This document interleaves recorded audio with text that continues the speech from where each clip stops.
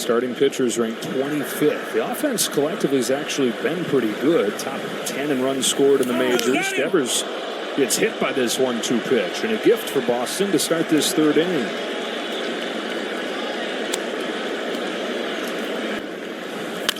Refsnyder into center field. Here comes Bellinger. Can't get there, and it bounces by him. Backed up by Dominguez. Refsnyder to second, and just like that, the Red Sox have the tying run in scoring position.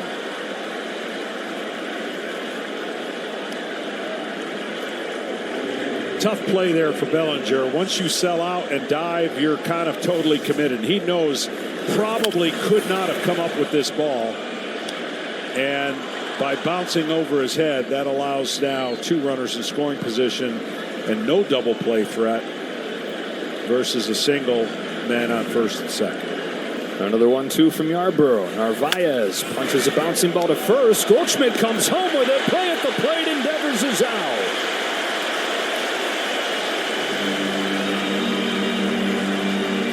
I'm not so sure that was real good base running by Devers. That ball was hit hard, and Goldschmidt was about halfway between being halfway. And let's watch his jump. He doesn't get a perfect jump, and then Goldie throws it right to home. And that is a huge out for the Yankees. And again, talking about it, this is what the Red Sox have to reverse and change if they're going to change the narrative of their season.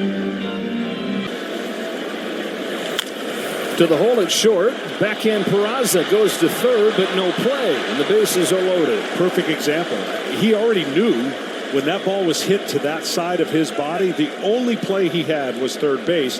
Third baseman couldn't react quick enough to get to the bag to get that out. These are all the little things that go on in the mind of a baseball player, or at least they should. He knows he can't get to second, and then the third baseman is in no man's land and ends up being an infield hit. His 1-0 pitch. Toro into center field. Here comes Bellinger. It's going to drop in front of him for a base hit. Station to station they go. A 3-2 game as Toro knocks in Refsnyder.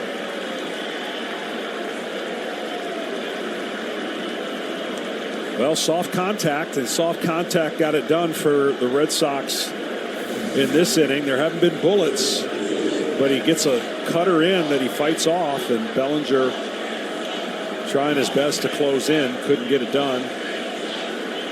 The Red Sox got that run back they desperately needed. This would have been a very empty inning had they not at least scored one. Here comes to the 1-0 pitch. Drops down, and it's hit by third and down the line. Trevor Story comes through. Red Sox take the lead right back, trying to unload the bases. Relay to the plate, not in time.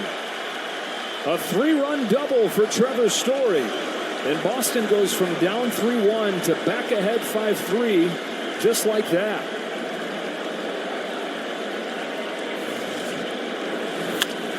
Well, this was one of the harder hit balls in the inning, and that was a tough play for the third baseman off his glove. But then once it got in the corner, it needed a little more urgency. Good base running to score all the way from first. 4 for the Red Sox here in the third. Trevor Story comes through with a sigh of relief out there at second. Campbell's 2 for 2, and he's knocked in a pair. 6-3 Boston with a 5 spot here in the third. You never know what's going to get a player going. He stayed inside both of these hits and did a great job going to right field. Don't know if that was his approach the whole time up, but watch how perfect. He keeps his head down, barrel to the ball, even though it's off the end of the bat. That isn't a pull swing. That's a swing to go to right center, and he gets rewarded with his second hit of the game. That has always been Christian Campbell. Before the power developed last year, he was one of the best bat-to-ball guys in the draft, coming out of Georgia Tech. Added the power last year. That took him from decent prospect to big-time prospect.